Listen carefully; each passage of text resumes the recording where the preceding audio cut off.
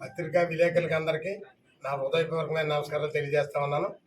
నా పేరు ఎంత సంతోషం, మాజీ జెడ్పీటీసీ రామచంద్రపురం మండలం. మరి అవినీతి గురించి అక్కడ తప్పు జరిగిందనేది హౌసింగ్ అధికారుల ద్వారా తెలుసుకుని మా నాయకుడైనటువంటి యువనేత సూర్యప్రకాష్ గారిని తీసుకుని ఆ లేఅవుట్కి వెళ్ళడం, పరిశీలన చేయడం, అక్కడ జరిగింది యథార్థమని చెప్పడం, అధికారులే కలెక్టర్ ద్వారా చెప్పడం, అధికారులే ఫిర్యాదు చేయడం జరిగింది. దాన్ని మరి అతనికి సంబంధం లేదు. మరి అతను ఏమైనా ఇసుక కొన్నాడో ఏటో తెలదాం, బియ్యం కొంటున్నాడో తెలదాం, మరి ఎంత గేదెల వ్యాపారాలు చేస్తున్నారో తెలదాం, ఏమేం చేస్తున్నారో తెలదాం. మరి అతని ఇంట్లోనే ఈ కుటుంబాన్ని విమర్శించే స్థాయి అతను కాదు. ఎలా అంటే మరి చరిత్రల ప్రకారం చూసుకున్నట్టయితే వాలి సుగ్రీవుల కథ మరి అతని ఇంట్లో కూడా ఉంది. మర్చిపోకూడదు. గ్రామంలో ఎన్నో అవకతవకలు, ఎన్నో తప్పుడు కార్యక్రమాలు చేయడం జరిగింది. విజిలెన్స్లో నీ బియ్యం కుంభకోణం నేనే దగ్గర ఉన్న మండలంపేట వాళ్ళ తప్పించడం జరిగింది విజిలెన్స్ డైరెక్టర్గా ఉండగా. చాలా ఉన్నాయి. వారే ఒక సహారా చేసేవాడివి. సహారా చేసినప్పుడు ద్రాక్షని చుట్టుపక్కల అందరూ చెప్తారు, నువ్వు ఎంత డబ్బు వాళ్ళు కట్టించుకుని నువ్వు ఎంత నువ్వు ఇచ్చావనేది. అది మర్చిపోవద్దు. దయించు సత్యనారాయణ గారు అంటే గౌరవం ఎందుకు అంటున్నామంటే, గౌరవంగా చూసాం మిమ్మల్ని ఎప్పుడు. మరి మా పార్టీలో అవతలకి వెళ్ళిపోయినా అన్న పెద్ద మనిషివి, యువతలు అయిపోయిన పందాలు ఎందుకు కాసావు? సుభాష్ గారు ఓడిపోతారా ఎందుకు కాసావు?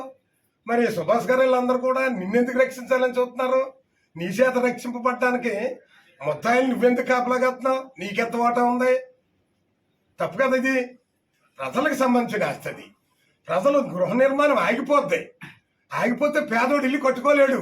మీరు అర్థం చేసుకోవాల్సిందే కోరుతున్నాను. ప్రజాస్వామ్యంలో ప్రజలకి సేవ చేయాలనే భావన మంత్రి గారిని పట్టుకుని ఇంకో 100 ఇల్లు శాంక్షన్ చేయించండి. ప్రజలు చెప్పుకుంటారు అంతే తప్ప నీ వ్యక్తిగతంగా ఏదో కక్ష పెట్టుకుని అక్కడ విలువ లేదు కదా అని ఎలా మాట్లాడితే విలువ వస్తుంది అనుకోవడం నేరం. కానీ నువ్వు చేతనే చెప్పడానికి కానీ ఉంది. మన మీ గ్రామస్తులు చెప్పినట్టు భీమేశ్వర గుడి దగ్గరికి వచ్చి మాట్లాడుకుని ఉన్నాయి.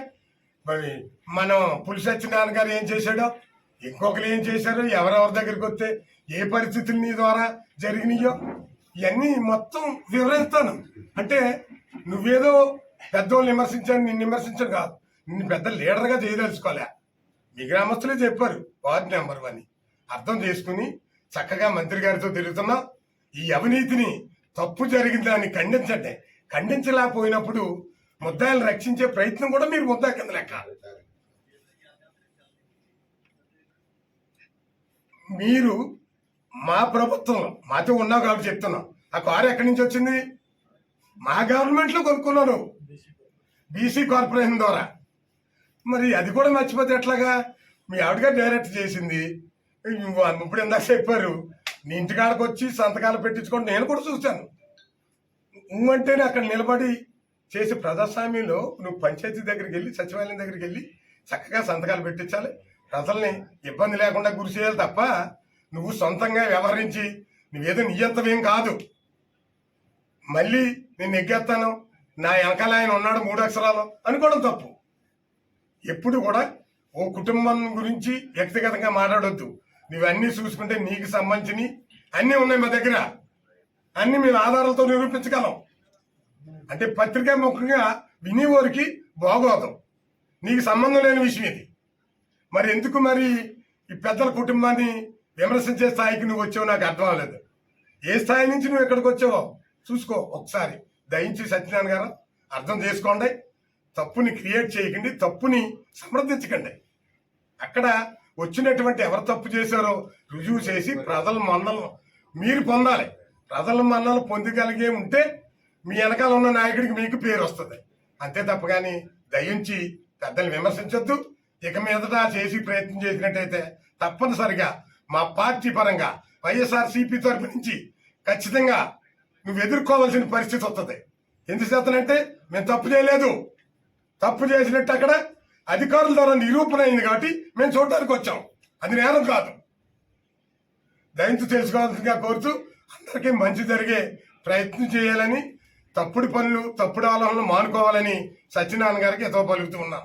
నమస్కారం.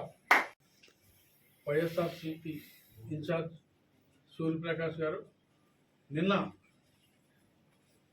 వెల్ల సావరం ద్రాక్షారామం 4 లేఅవుట్లో ఇసుక కుంభకోణం జరిగిందని చెప్పని మరి వైఎస్ఆర్ పార్టీ శ్రేణులతో పరిశీలన చేయడానికి వెళ్ళి ఆయన మాట్లాడింది ఒక గృహ నిర్మాణ సంస్థ అసిస్టెంట్ ఇంజనీర్ వారు మీడియా ముఖంగా ఏదైతే చెప్పారో దాన్ని దర్యాప్తు చేసి ఆ నిరుపేదలకి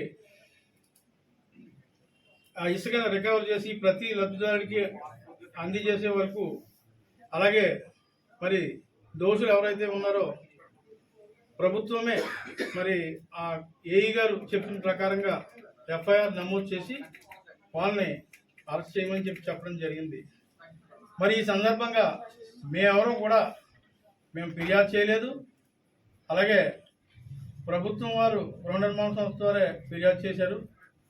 దాని మీద మేము పరిశీలనకి వెళ్తే ఏదో గుమ్మడికాయ దొంగతనం జరిగితే భుజాలు తడుముకున్నట్టు రీతిగా మరి గత 80 రోజుల క్రితం వైఎస్ఆర్ పార్టీలో మరి క్రమశిక్షణ కలిగిన కార్యకర్తగా, అలాగే రాష్ట్ర స్థాయి పదవులు పొంది మరి అవినీతికి మారుపేరు ఎవరైనా ఉన్నారంటే కనుక మరి ఆ రోజు ఈ వైఎస్ఆర్ పార్టీ శ్రేణులకి, అలాగే ఈ నియోజకవర్గ ప్రజలకి అందరికీ కూడా బహిర్గతమే. ఎవరి గురించి ఎవరు మాట్లాడుకుంటున్నారు సమాజంలో అంటే కనుక మన ఎదురుగుండా మాట్లాడకపోవచ్చు, కానీ మనం వెళ్ళినంటే మాట్లాడుకుంటారు. అలాగే మన గ్రామంలో ఉన్న ప్రజలు మాట్లాడుకుంటారు. కానీ ఈ రాజకీయాల్లో ఒక అత్యున్నతమైన వ్యక్తుల దగ్గర మనం పనిచేసినప్పుడు మన ముందు ఈయన దగ్గర ఈ పవర్ ఉంది కదా అందుకని చెప్పని మన కళ్ళు ఎదురుగుండా మాట్లాడలేరు. కానీ మనం గతం మర్చిపోయి మాట్లాడడం అనేది నీ స్థాయికి తగ్గ పద్ధతి కాదని చెప్పి నేను చెప్తున్నాను. ఎందుకంటే ఓనమాలు నేర్చుకున్నది మనందరం కలిపి ఎక్కడ నేర్చుకున్నాం. నిజానికి ఉదాహరణకు చెప్పాలంటే మరి దివంగత ముఖ్యమంత్రి రాజశేఖర రెడ్డి గారు కానీ, చంద్రబాబు నాయుడు గారు కానీ మరి ఆ రకమైన విమర్శలకి చదువుకున్న స్థాయి నుంచి ఉన్నవాళ్ళు, అంటే మన స్థాయి ఆ స్థాయి కాదు, కానీ ఉదాహరణకు చెప్తున్నాను నేను. మరి సీఎం స్థాయిని మరి నువ్వు భావించవచ్చు, కానీ అర్థమయ్యేలా చెప్తున్నాను మీడియా ముఖంగా. ఎప్పుడు కూడా రాజకీయాల్లో చిన్న చిన్న ఇబ్బందులు ఉంటే వ్యక్తిగతాలు కుటుంబాలని బజార్కెత్తడం అది మనిషి జన్మెత్తినోడు ఎవరికి కూడా అది పద్ధతి కాదని, అలాగే తిన్నంటి ఈ వాసాలు లెక్క పెట్టడం, అలాగే మీరు చేసే ఏదైతే ఉందో ఇవన్నీ కూడా అందరికీ నేను చెప్పక్కర్లేదు, సమాజంలో అందరూ చెప్పుకుంటున్నారు. మనం ఇవాళ కార్లు వేసి తిరిగేస్తేనో లేకపోతే ఒక మంత్రుల దగ్గర పనిచేసేస్తేనో గతం మర్చిపోయి మాత్రం వ్యవహరించద్దని, అలాగే తల్లిపాలు తాగి రొమ్ము గుద్దే రకంగా మరొకసారి ప్రవర్తించద్దని, ఇంకొకసారి మరి బోస్ గారి కుటుంబం గురించి కానీ వైఎస్ఆర్ పార్టీ గురించి కానీ కేవలం 90 రోజులు కూడా ఇంకా అవలేదు, ఇంకా వైఎస్ఆర్ పార్టీ ప్రతిఫలాలు పొందుతున్నారు. అలాగే వైఎస్ఆర్ పార్టీలో మరి సర్పంచ్ పదవులు ఉన్నాయి. ఈరోజు మీ గ్రామంలో మీ పరిస్థితి ఏంటన్నది ఒకసారి తెలుసుకుని మరి ప్రవర్తించాలని మీ మేలు కోరి మీతో ప్రయాణం ఒక 90 రోజుల కిందటి వరకు ప్రయాణం చేశాం. కాబట్టి ఒక రైలు అనేది సుభాష్ చంద్రబోస్ గారు చెప్పారు, ఎక్కినప్పుడు రాజకీయాల్లో దొంగ ఎక్కుతాడు దొర ఎక్కుతాడని చెప్పని ఒక ఎదురు చెప్పాడు. కాబట్టి పూర్తిగా ప్రయాణం చేయాలి. కాబట్టి ఈ రోజు వరకు నేను మాట్లాడకపోవడం గల కారణం ఆ దొంగ ఎవరో దొర అన్నది త్వరలో నియోజకవర్గంలో ఉన్న ప్రజలు వైఎస్ఆర్ పార్టీ శ్రేణులు మీకు బుద్ధి చెప్తారని ఈ సందర్భంగా తెలియజేసుకుంటూ సెలవు తీసుకుంటాను.